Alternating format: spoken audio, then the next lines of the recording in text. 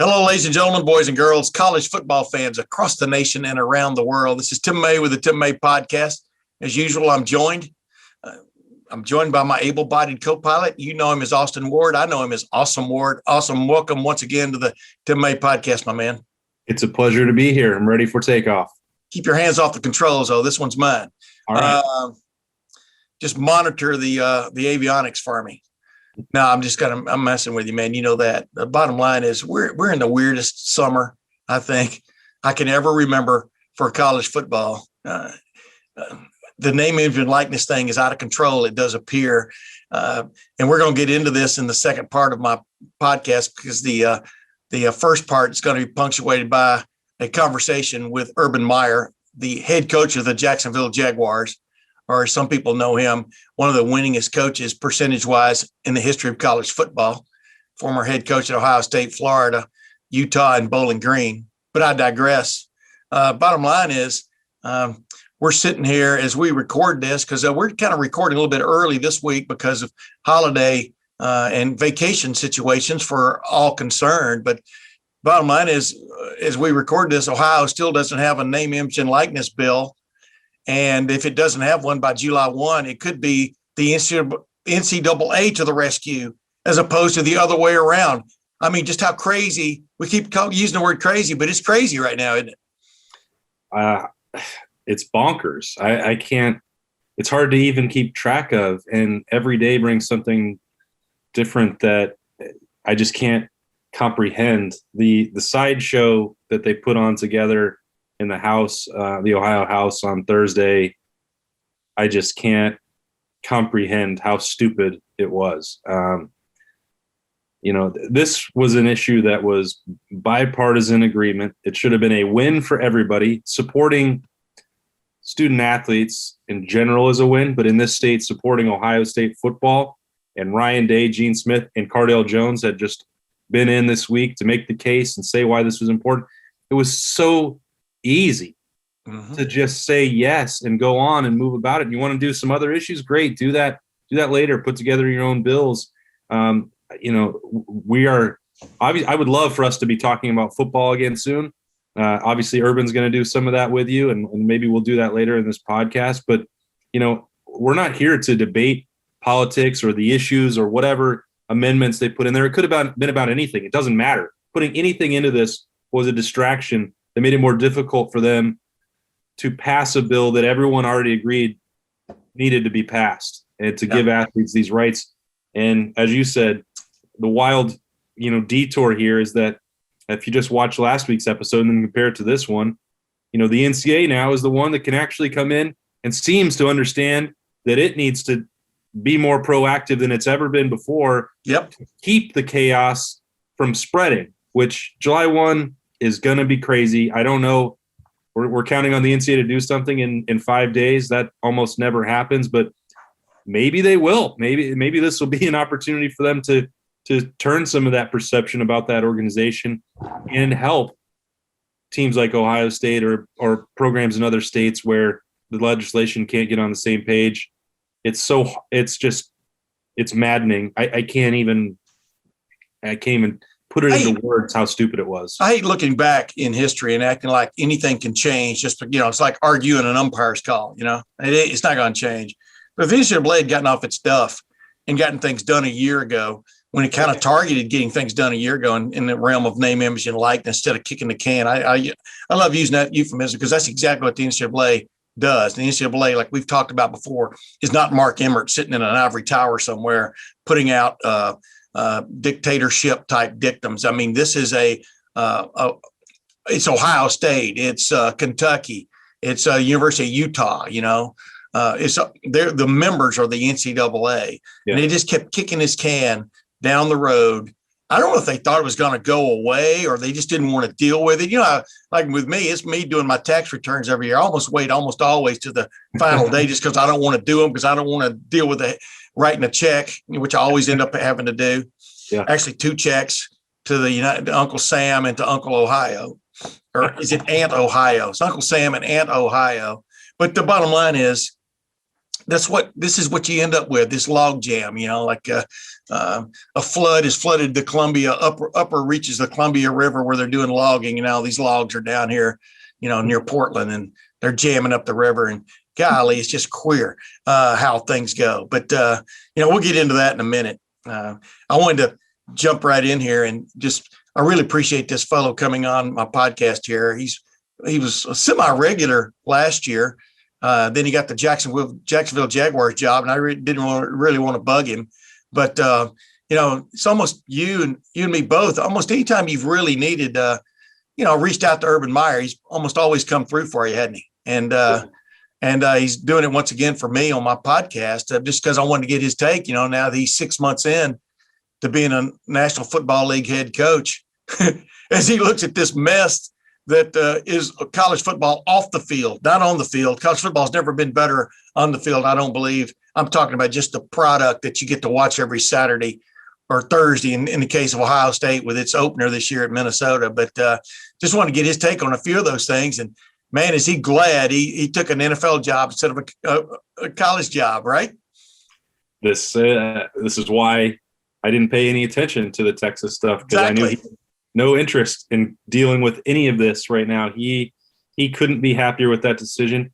And if the NFL opportunity hadn't been there, he would still be working at Fox. He's not interested in dealing with a lot of these headaches right now. Sometimes the light at the end of a tunnel is in fact a freight train coming right at you, and there's very little room to dodge in a tunnel. Hey, but without further ado, let's get to my conversation with Urban Meyer, and we'll be back to chop up what we think is coming around the corner once again for college football. As promised, ladies and gentlemen, Urban Meyer rejoins the Tim May podcast. Urban, the last time you were on my podcast, since then, I heard you got a new gig. Well, what is that gig? Head coach of Jacksonville Jaguars. What's up? Yeah, it's a new gig. It was a unique opportunity that we thought was too good to pass up, and we've been at it now since January, and it's a great opportunity. I got to talk with Chris Spielman a couple of weeks ago. I was up at the Detroit Grand Prix up in Detroit. He now works with the Detroit Lions, and I asked him point blank, why did you want to get into this? You're already an analyst. You had a little radio gig, podcast, all this kind of stuff. And he goes, the main thing he wanted to do was get back involved to where you were judged pretty much finally by whether you win or lose. And he missed that in his life from the standpoint professionally.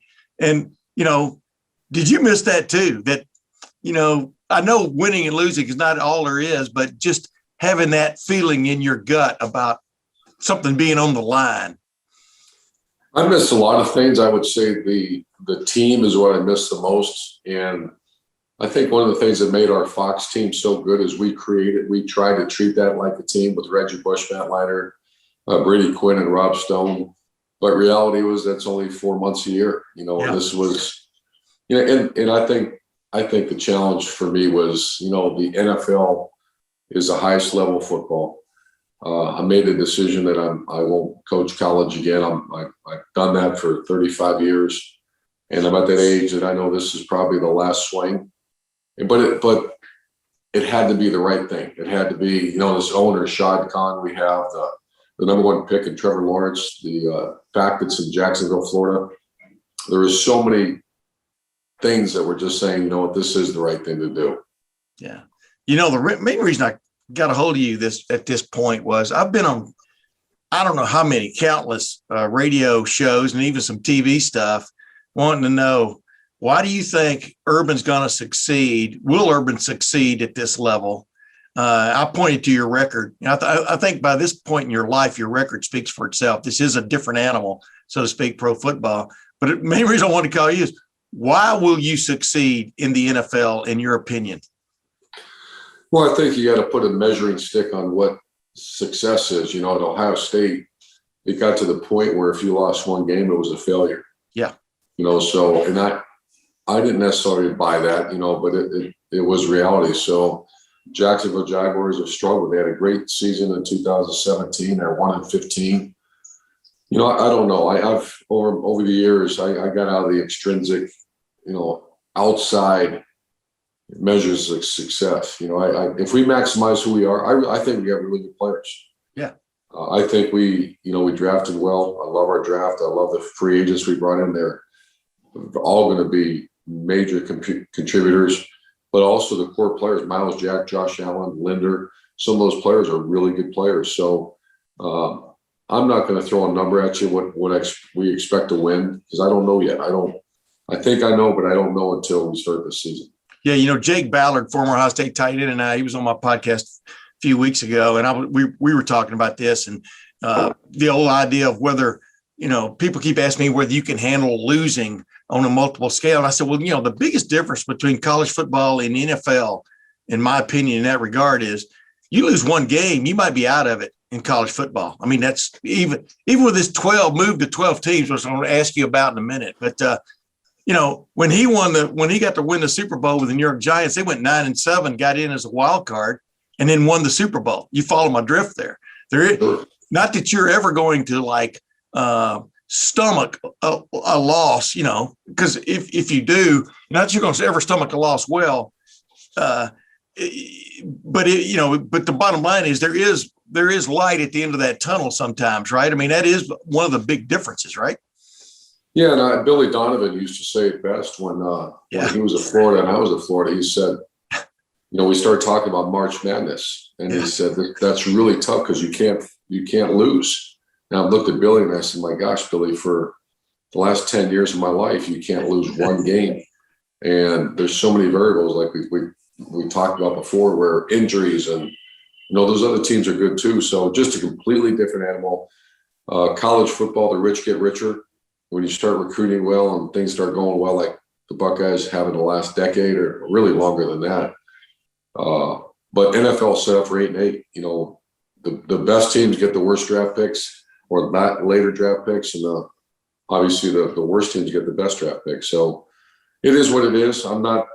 It's hard for many people to even believe I'm saying this. I'm not worried about that right now. I just want to make sure our team is the best version of themselves. Yeah, I got you, man. Hey, that's what I was going to say. It's your fifth head coaching gig. I keep using that word gig. I don't know where that came from in the first place. Your fifth head coaching job. What is even different about you now compared to those other four? Because I think you've improved the version of yourself each time, haven't you? Yeah, just a quick run through. Bowling Green was a place that needed a complete blow up culturally and everything. And then we did that. They were 1-10 or something, 2-9. And we flipped the thing pretty quickly. We went to Utah and they were okay. They were kind of an average team, and we a 5-7 type outfit. And we, obviously went 22-2 there. Florida was struggling a little bit. They were losing 5 or 6 games a year. And then Ohio State had that one bad year. Other than that, they were good. We had 6-7. This is a tough one. This is 1-15, one winning season in the last decade. And I am so into culture and so into the leadership piece of building organizations that this was a rebuild. The amount of time and effort we put on things like sports performance and just changing the mindset of not just the players, because players are obviously it, but everything else has to buy in. And that's where our owner kind of gave us the opportunity we are reinvesting in our players. And you know me very well. I've never understood why people don't reinvest in the most important things for players. I never said be soft. I never said coddle. I never said that. Yeah. But reinvest in the most important people of any organization. That's what we're doing right now. Yeah. I know you too, man. You're someone who doesn't want anything to get in the way with improvement from day to day, even hour to hour and stuff. And you're right. I mean, all the things you've talked about there are part of it. And I want to touch on this. I mean, ever since this thing, of signing Tebow, for example, Tim Tebow, I would think is one of the great culture chemistry guys you've ever coached from the standpoint of what he brings to a locker room, perhaps. Was that one of the intriguing things about signing him? Sure. I think, no one knows Tim better than I do. And he's a warrior. He's as competitive human being as ever been around. He's a guy that knows exactly what I expect. And that's one reason. But every decision made at Jacksonville is about, we're going to try to score one more point than the other team. We're trying to win. Yeah. If I don't believe someone at least, and once again, it's a tryout. No one's made the team yet. That's going to be determined in sometime in August. But every decision we make is trying to win a game.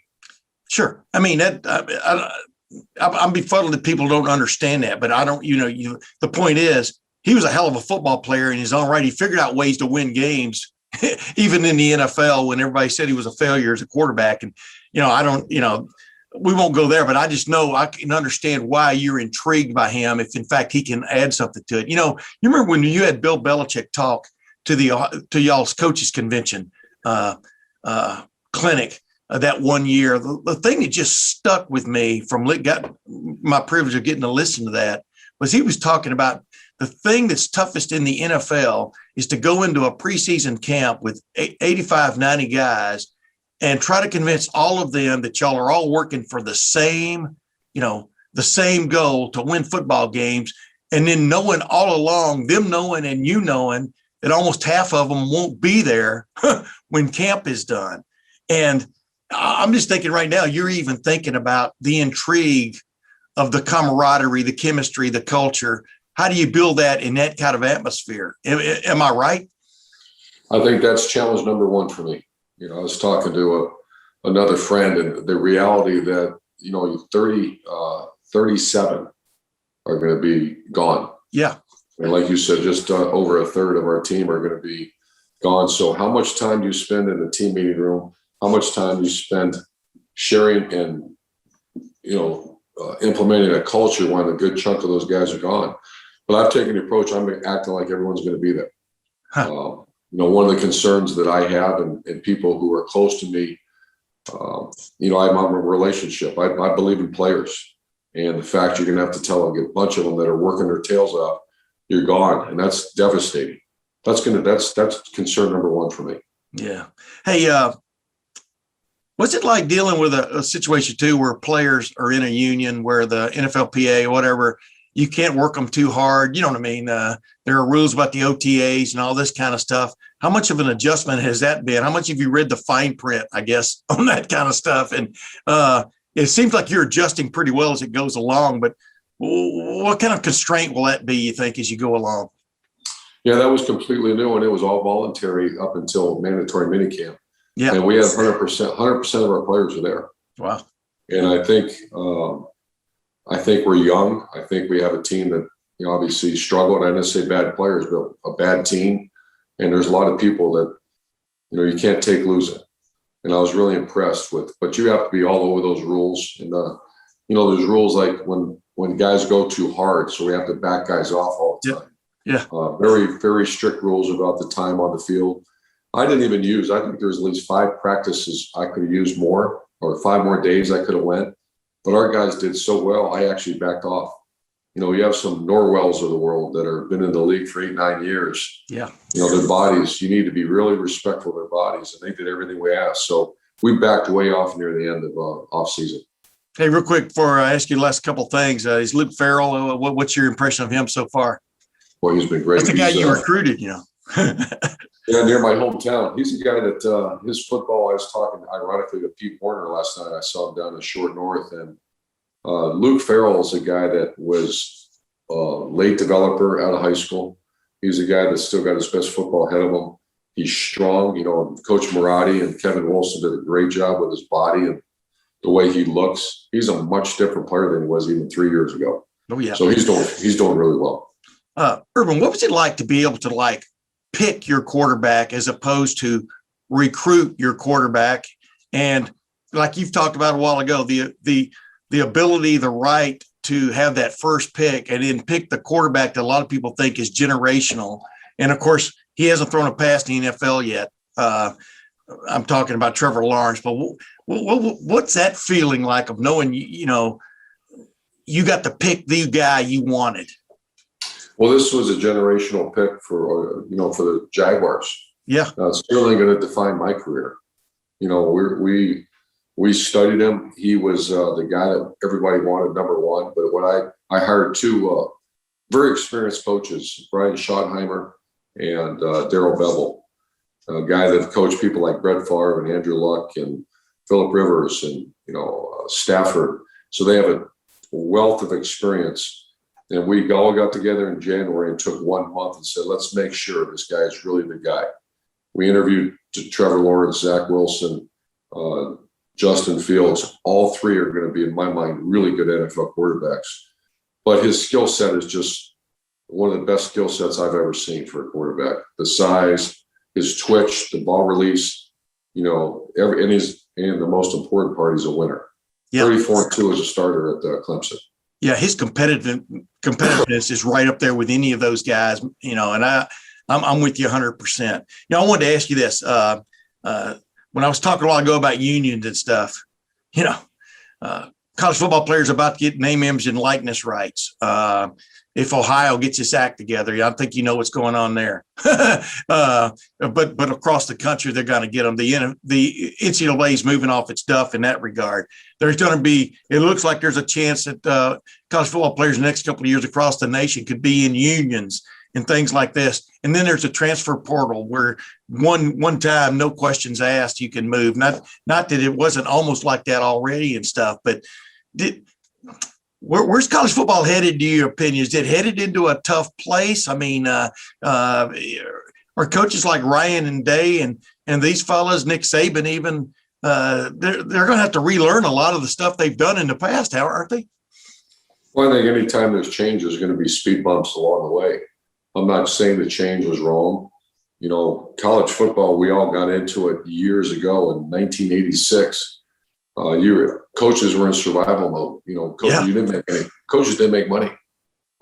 We got into it for the love of the game and the love of the athlete and the building teams. And excuse me, reality is this money has changed the game.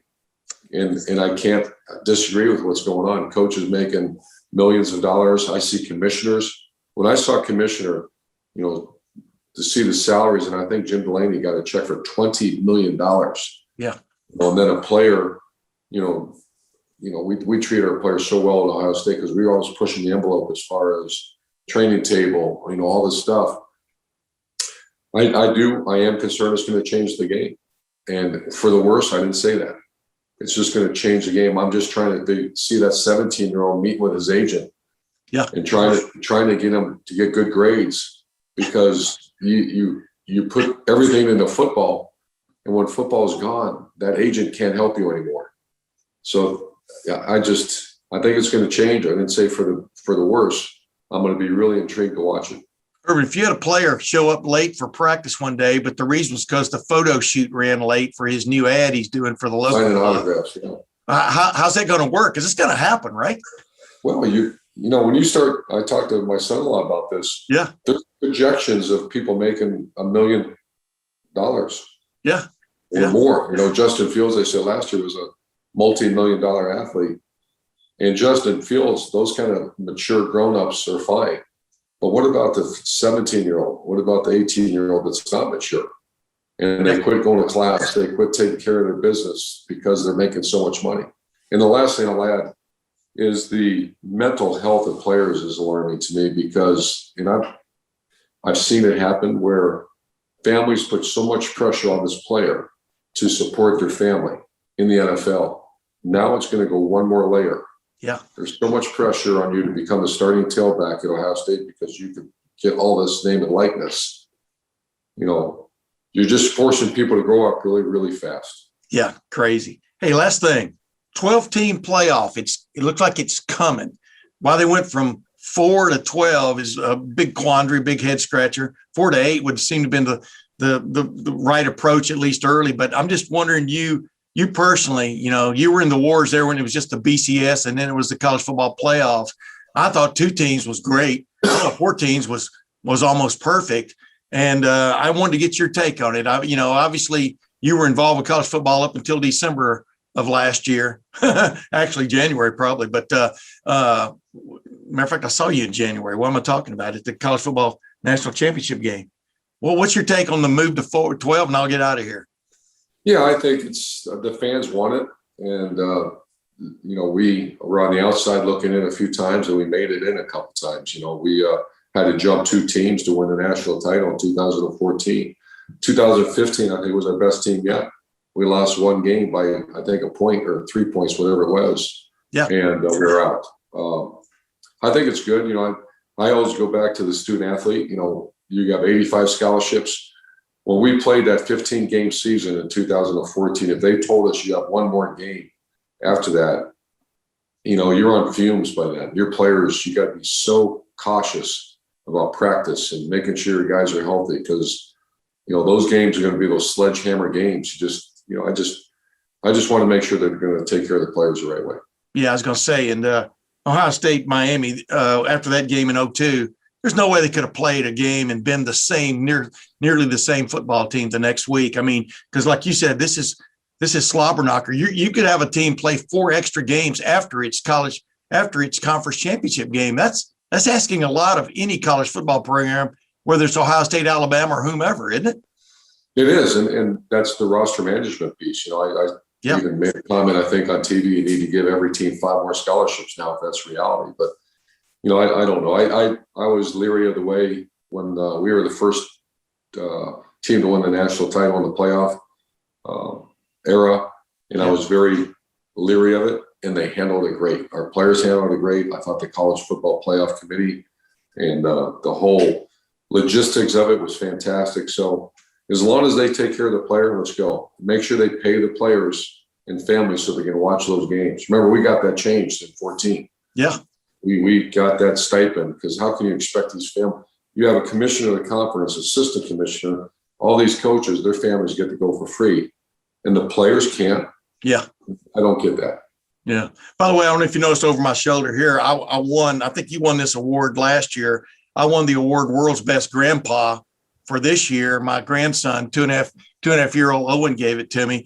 I think you're sitting in your daughter and son-in-law's house right now as we're talking back up here in Columbus. Are you getting back up to Columbus a lot? I mean, and do you expect that to taper off? And number 2, I want you to tell me about your new restaurant that's opened and how you expect it to go, my man. Yeah, we were there last night. Shelly loves it. I love it. Chris Corso, the operator, is fantastic. Eventually we'll buy a place here again. We sold our home in Muirfield. We love Columbus. Columbus will always be home for us.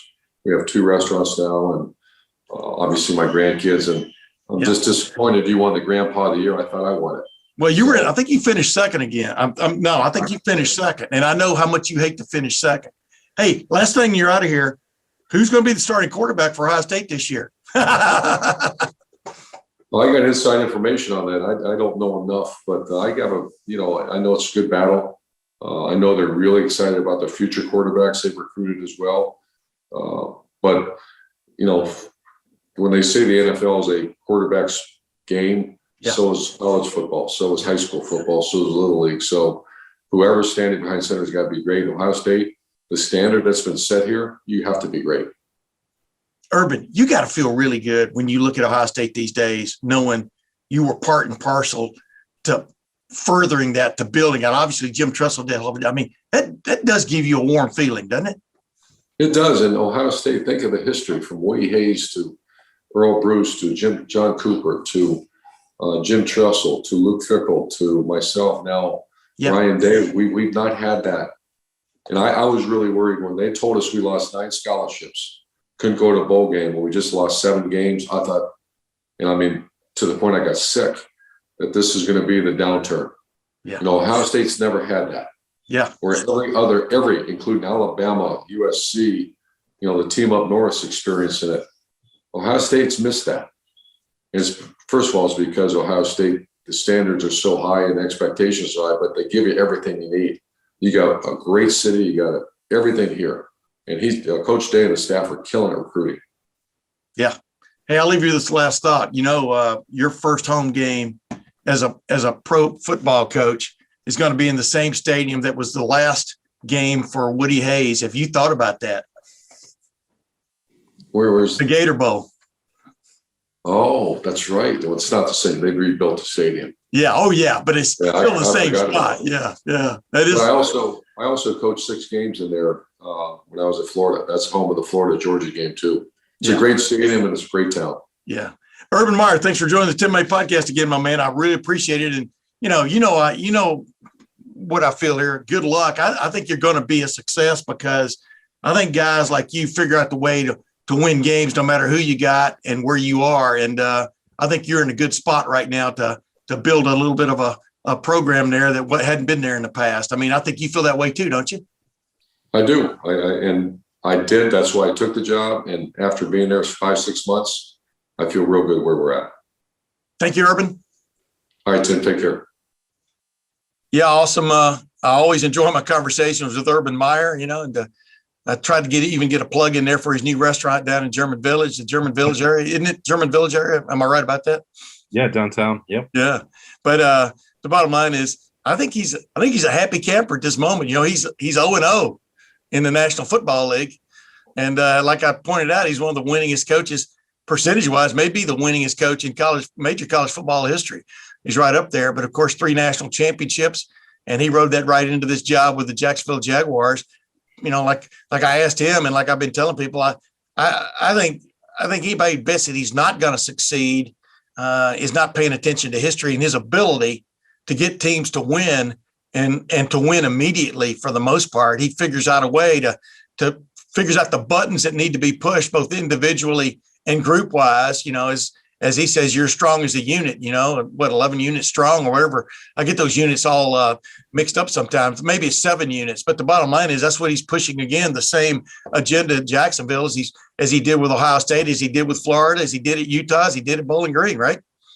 Yeah, and he knows that it's got to be done differently. I think there's this, everyone wrote, not everyone, the national media that didn't cover him on a day-to-day basis, and even some who did, have this belief that he won't be able to process the losses and he'll take them too hard, and that's why he won't succeed at the NFL. That's the part that I don't really buy. I think he's as competitive as any person that I've ever met. That's not going to change, but he's known Bill Belichick for 20 years. He knows that they don't win every single game at the NFL level. He understands that the job requirements are different. Winning a Super Bowl and winning a national championship at college require a different path. Urban is not an idiot. He understands that you can lose games and get to the Super Bowl. And that's the stuff that I'm not uncertain about. I still don't know how it's going to work for him there because he's never done it. And it's a new thing.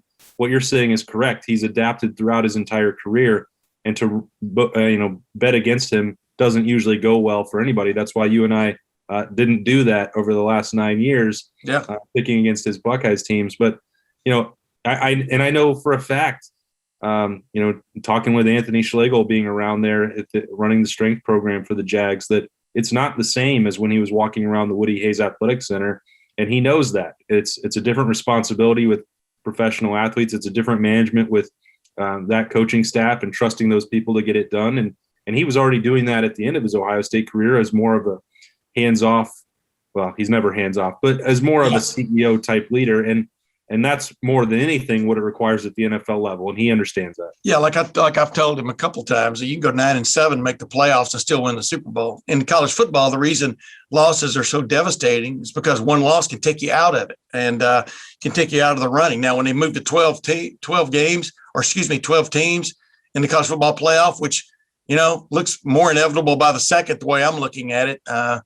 Well, maybe you can lose twice if the losses are in the right places at the right times. But the bottom line is he understands, but he's still not going to be happy losing. But there's a big difference between being unhappy losing and losing your mind about losing. And I don't think he'll be losing his mind, at least early. He wants to win, though. Winning is what he has always been about as a head coach. And he's not going to. What he's really not going to tolerate is someone not going 4 to 6 A to B, and the power of the unit. I mean, he's really not going to tolerate slackers. But you think about, there's so much attention, obviously, on Urban Meyer, the college football coach, the maniacally laser-focused guy who can't handle those losses. It's the stakes that matter there more because, again, I think it loses sight of the fact that that's not the way he wants to win everything, but he came up playing baseball where you're going to strike. If you go 3 out of 10, you're going to be an all-star. He's used to the fact that you can lose in certain situations and bounce back. He doesn't get devastated over losing when he goes out and plays Muirfield or loses a golf match out at, playing Scarlet or Gray. I mean, he understands that you don't win everything you do every time, but you try to constantly get better. That's some of these buzzwords that he's always used with the edge and 1% better from one day to the next. It doesn't mean that you win every single time that you're out there. And there's lots of elements of his life where you can see that playing out. Didn't win every recruiting battle. Didn't mean that he quit, trying to get the next 4 or 5 star guy. I think that focus on that part of his personality is way overblown, and it's not going to be something I think that keeps him from succeeding or not succeeding at the NFL level. Yeah, what's going to keep him from succeeding or not succeeding at the NFL level is going to be what always prevails in the NFL is your team making that 1 or 2 plays that make the difference in a game. There's no style points in the NFL. It's all about W's and L's. And I think that suits him more than anyone. We all remember 59-0 against Wisconsin in 2014. Well, you know what? If it had been 42-0, would they have edged TCU and made the playoffs, Ohio State? You and I don't know that, do we? Well, think about his last game at Ohio State. If he didn't want style points in the Rose Bowl, really. He just wanted the W. He just wanted to win, and he wanted to get out there, and he wanted to protect that. Like I think that, again, that's part of his. He's willing to be flexible in those situations, do whatever it takes to win. So, and this isn't a prediction, or I don't know what it's going to be like. I don't know if relying on Trevor Lawrence right away as a rookie. I don't know. I'm fascinated to see what happens in Jacksonville. It's really, you look at it, it's probably the most entertaining, uncertain situation for any team going into the league. There'll be a ton of eyeballs on it. You and I will both be watching it once we're done with college football weekend and turn on a Sunday afternoon. I know that we'll be paying close attention to what's going on in Jacksonville just to see, because I don't know. But to automatically rule it out, I think is crazy. I agree 100%. Hey, real quickly before we run out of time here, because we're trying to keep this one holiday type short. People got to put on sunscreen and get out to the beach, etc. Spencer's earned that, by the way. Yeah, Spencer has earned that for sure. He's the glue man, or as you call him, Chives. He's one of the more underrated fellows, I think, in local media. But I digress. I think he appreciated that digression. But the bottom line is, we talked about this before the interview with Urban. Is there going to be a name, image, and likeness bill passed, emergency bill passed in Ohio by the time July 1 rolls around? I don't see how at this point. And they took away the emergency clause when they were dealing with their shenanigans on Thursday. Yep. I know that they've attached it to other bills, the gambling one. I think, I was talking with Allie about the coverage for that, like all the different ways that now that they're trying to get. I don't know. I mean, you and I desperately want to talk about football, and this is not a political show. I don't know. I mean, I've learned more about it. It's like crazy. You go back 15 months. We had to learn all this stuff so that we could talk about what's going on with COVID and testing and epidemiology and all this other stuff. And now we're learning name, image, and likeness. And you're having Luke Fedlam on all the time, which he's now got a partnership with Ohio State. And now the political process, and this is going from the House, and this is going back to the Senate. I don't.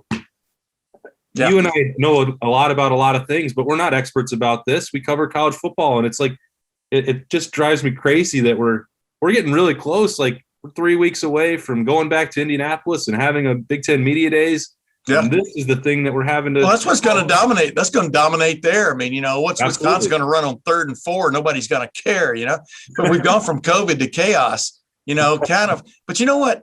That's another song for you. Yeah. By the way, I'm going to have Luke Fedlam on. He's a fan and a friend of the Tim May podcast. I'm going to have him on again later in the week because he was out of town when we were talking about this earlier when all this mess hit with the Ohio House. But obviously this group, the Anomaly Group, is going to help Ohio State athletes steer their way through what could be landmines and potholes of this name, image, and likeness, if in fact it ever occurs. And it does appear, like we just pointed out, you just pointed out, the NCAA could be the savior on the white horse coming around the corner to give everybody name, image, and likeness by July 1. Here's the thing, though, that more you think about it, why is July 1, when you think about it, so critical to the name, image, and likeness as opposed to like if everybody gets their act together by August 1. Why would July 1 matter except for bragging rights for the states it's going to become active in? I believe, for example, Florida, I think it becomes active July 1. I may be wrong about that date, but why do you think July 1 is so critical? I mean, I don't see July 1 as being as critical as some people think, except that it gets people off their rear ends and gets it done. Yeah, I think that's the key that you hit on right there, Tim, is that other states decided that would be the date. There were others that were trying to institute it right away earlier in the spring, and like, whoa, let's try and get everyone on the same page, which, as we've obviously seen, is impossible. But that's it. You just set a deadline on it so that people would start acting, because otherwise, as you've seen, and to borrow your phrase here, NCAA's kicked the can down for so long. No, they'd prefer to never act if they don't have to. Yeah. But that's not the situation that they're in anymore, because these others, I think, 6 or 7, as at the time that we're talking, have already said we're going to do it. It's July 1. Now, as long as Ohio gets it at some point from either from the state or the federal level or the NCAA coming in it, and I think what's important to recognize about the NCAA situation is that they're not granting necessarily the name, image, and likeness rights. At least my understanding is they're just saying we're not going to punish anybody for it. Yeah. It's already legal in some places, which again is something that they could have done at any point. They could do that right now. They could have done it 20 years ago. It doesn't. Again, we can't relitigate that part that's in the past, but they still don't want to put their own rules in place. They're still counting on the federal government and state governments around the country to do that for them, which is, again, a big part of the problem. But as long as by July 1, the NCAA says, we're not going to punish you. You can do whatever you want. Schools can make their own rules. That's not the ideal situation, but it's one that would keep Ohio State or Ohio or Bowling Green or Cincinnati from falling behind, a month or two. But here's what's interesting. If you're a player and you come up with a deal with somebody, and you don't have this law passed in your state, is the compliance department going to have to get the details of your deal, study it, send it to the NCAA for approval? You know what I mean? What are they going to waive and what are they not going to? That's why this is so. As I brought up with Luke Fedler last time he was on, and I brought up with others, even you and I've talked about this, the fact you have to have a law, you have to have laws to allow this is just bizarre, Exactly. And I understand guidelines to protect student athletes, but, like we talked about, why can't someone who can buy a beer do an ad for a beer company? Think about it. If you've got signage up in your stadium, wherever it is, about beer, why can't a student athlete then, do a deal with like alcohol? They're just kind of protecting these student athletes, but they're kind of like covering themselves too, to a certain extent, with the rules. But when you're 19 years old and you were 19 years old and going to the University of Wyoming, is that where you went? Yeah. You could have done anything you wanted other than as long as you got your studies done. And I understand, we all understand the star quarterback's worth a hell of a lot more than Awesome Ward, walking down to the local grill and getting free cheeseburgers. Being the sports editor of the Branding Iron was a big deal, buddy. Well, of course it was. Of course it was. And there were rules and stipulations. Yeah. See, that's the thing. Everybody, though, has rules when they work for somebody. Yeah. When they're part of an organization, you have rules. Even in the NFL, as we've said a million times, has things you can and can't do, And so you got to have rules, or you just have pure, as my favorite word this summer is, chaos. And it's just curious that, to think that something's going to slide right through, streamlined bill is going to slide right through, like a place like the Ohio House and Senate, with no addendums, no amendments, no whatever, no pork, as the old saying goes, and just slide right to, I guess the governor has to sign it. Is that how it works in Ohio? I'm not sure. But you ought to have line item veto power on something like this, when crazy stuff gets added to it that has nothing to do with name, image, and likeness for college athletes. And we know what was added to it. We don't need to get ad nauseum into that, but Ohio State made it pretty clear through a spokesman that Gene Smith and Ryan Day were for the bill as it was passed through the Senate, not the one that was added on to and amended in the House. And so we'll see where this goes. Hey, before we finish here, give me one player. I like to talk about football a little bit on Let's this podcast. do it. Yes, let's go. Give me one player you got your eye on the defensive side of the football for Ohio State, which is going to be ranked in the top 3 to 5 of the country, you do believe, in preseason rankings. One player that people don't know about right now, and somebody you haven't named before that you think is going to rise. And don't say Josh Proctor. Oh, I was going to use that name. He's already risen to a certain extent. Give me one player that's got to come through for Ohio State, either as a starter or as a primary backup. Yeah, I think Taron Vincent has to be in the mix, heavily involved for Ohio State. You look, I know we talked about Tommy Togiai's decision around the NFL draft and what it would have looked like for Ohio State if he came back and you had him next to Haskell Garrett. What a dominant front that could be. Again, you give the benefit of the doubt to Larry Johnson in all circumstances when it comes to defensive line play. And he's got 4 or 5 options where he can plug in, to figure out what he wants to do. He's not going to have, I don't think, someone with Togiai's, strength, prowess, the ability to move and make plays even from sideline to sideline. But just a space eater like that, you look at Taron Vincent, he's not going to be that same kind of guy. And, we'll see exactly how that plays out for Ohio State with what Larry Johnson wants to do. But he was the number 1 defensive tackle recruit in the country. He was a 5-star. He's got NFL genetics, got that flowing through his blood. And he's just dealt with injuries. It's really set him back for a long time. And he hasn't been able to, give Ohio State what it expected now going into, 3 years down the road. Right. But now they really, really need somebody because that's a big hole. And I feel like we've had the same conversation maybe 3 years in a row. Like, boy, what is Ohio State going to be okay at defensive tackle? Is somebody going to step in there and fill that void? Well, somebody always does. And it's usually a veteran. It's often been guys who've had to be patient in the development of their career and put on weight or get healthy or just simply have an opportunity to get in there. And those have clicked. And I think it's Taron Vincent's turn. That's funny because I was going to say Antoine Jackson, only because he is, I like the way he talked at the end of spring or during spring. Because he gets it now. His head was spinning when he first showed up at Ohio State, when he transferred from Blinn Junior College after being at Auburn for a year. I think I've got that right. That sequence, that timeline. But the bottom line is there's a guy that really people thought was going to be one of those studs defensively, a defensive tackle in the Southeastern Conference. Okay. That's the kind of quality player people thought he was about. He's been banged up with injuries and stuff.